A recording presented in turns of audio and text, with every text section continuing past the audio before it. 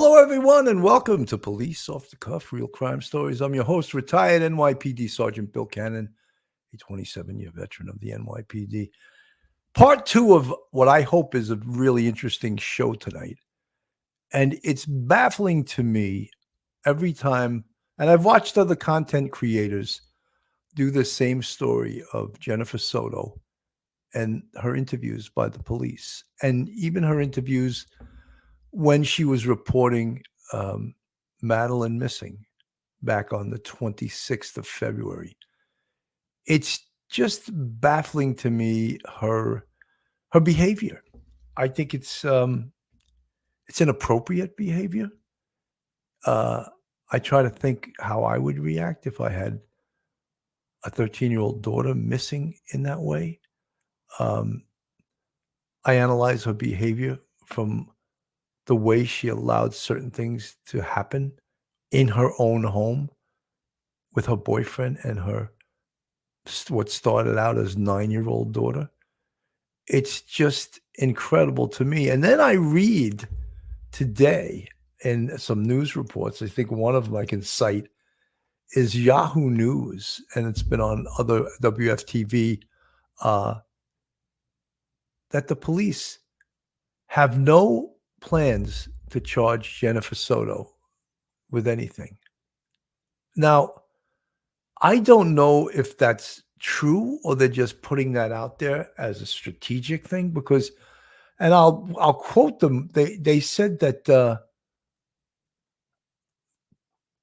Channel 9 News, sources told Channel 9 News in Kissimmee, her Shannon Butler, the reporter, that Jennifer Soto has done nothing criminal so far, so she will not face charges.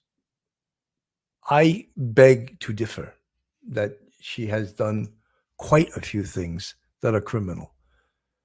And one of the things that we can put together that she's done criminal is something that I've repeated ad nauseum, and that's omission. And the failure to act when you have the legal obligation to act.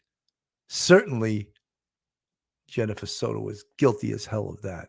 So you're telling me that with all of these charges against her boyfriend, Stefan Stearns, and I'm talking about the 60, and I'll call them SA charges, you telling me that that went on in her house and she had no concept that it was going on? She had no idea it was going on. Are we supposed to feel sorry for her because she takes anti-anxiety drugs or whatever drugs she takes to remain normal? No. First of all, she's supposed to be a mother. She's supposed to protect her child, who started out being a 9-year-old who was stalked by this monster that we see up on the screen there. And there's a little printout of all the crimes that he was charged with before they even found the body, right? After all, she went missing on the 26th. The 27th, Stefan Stearns and Madeline were questioned separately.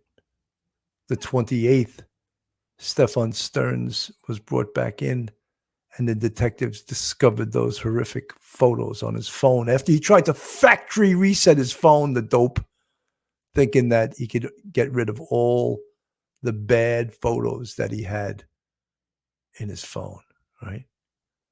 So when I hear, that the Kissimmee police have no intention of charging Jennifer Soto with anything, I question, I think, and is that a strategic thing? Because I have nothing but praise for the Kissimmee police.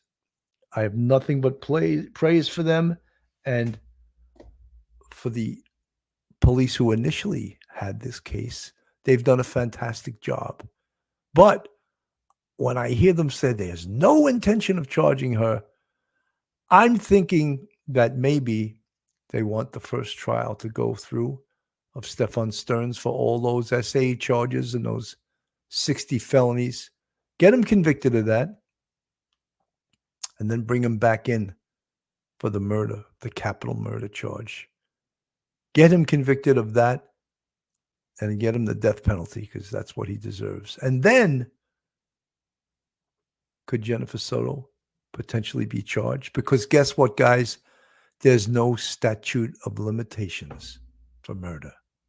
Having said that, hold on to your hats. Hold on to your loved ones. Hold on to your thoughts. Hold on to your service dog or cat.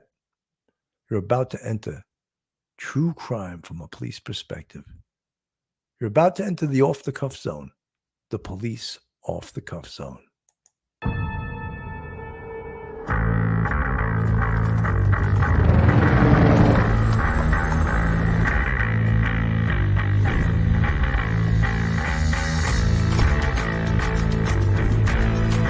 There has to be some common sense.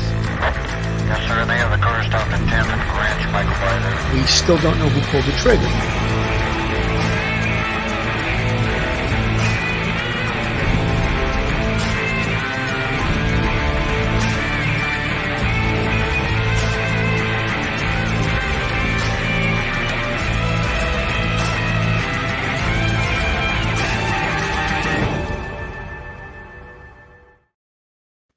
Joining me tonight, because I can't have all this fun by myself, well, although I do have all you great people in the chat, but joining me tonight is retired NYPD Sergeant, professor at Albertus Magnus College in Connecticut, attorney, law degree, hears confessions once in a while. Welcome to the show, Professor Michael Geary. Mike, welcome to the show. Hey, Bill. Good to see you. Thank you for having me on. Welcome, everyone. Welcome. You know, Mike, I forgot to put my earbuds in, so let me do it right now before we start feeding back. Okay. There we go. I'm hearing you good. Okay. Okay, good.